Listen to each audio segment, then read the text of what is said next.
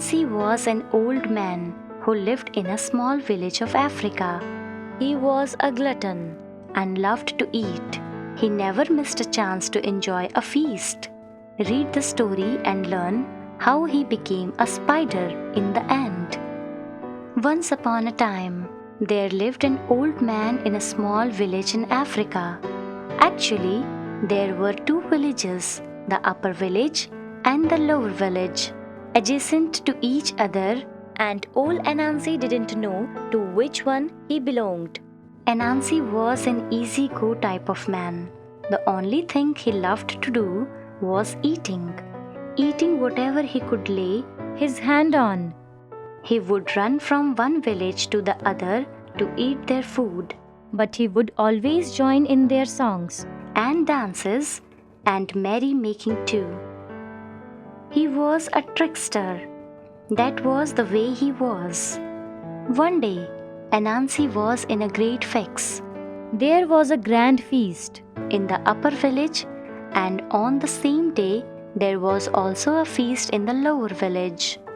Poor Anansi was in a great dilemma.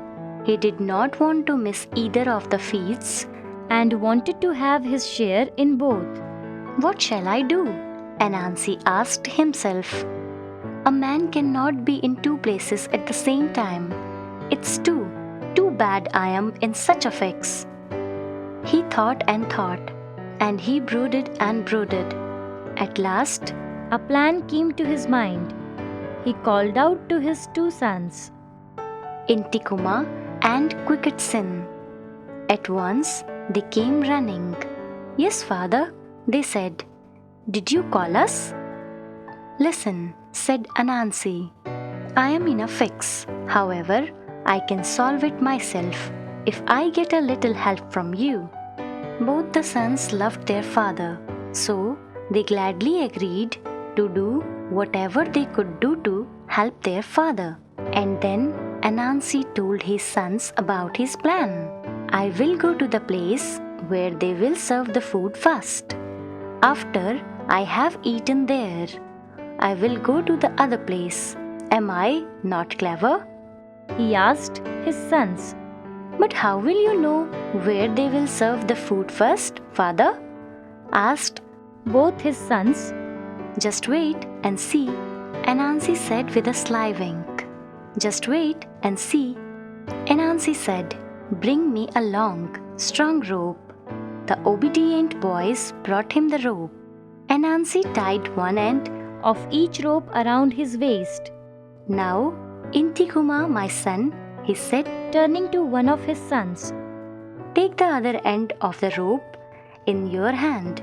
Hold it tight and run as fast as you can to the upper village.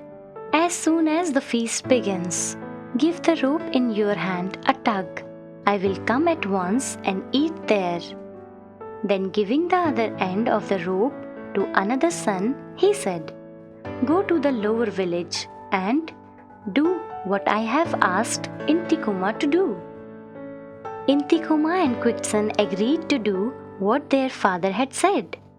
Both the boys began to run, holding the ends of their ropes in their hands. Now it happened that the feast started in both the villages at the same time. When it began in the upper village, Intikuma tugged the rope in his hand. At the very same time, Quickson also tugged his end of the rope.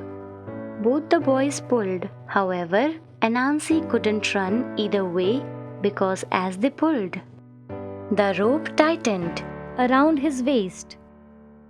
The boys, not knowing what was happening to their father, pulled and pulled. As they pulled, the rope kept tightening. Hurry up, father, they shouted. If you don't, there will be no food left. But there was no sign of their father. They pulled, and people of both the villages came running to see what was happening there. The poor boys were quite ashamed of themselves, but they didn't stop pulling until the feasts came to an end. Then they went back home to see why their father had not come. And there At home, a strange sight met their eyes. The tight rope around Anansi's middle had squeezed him completely out of shape.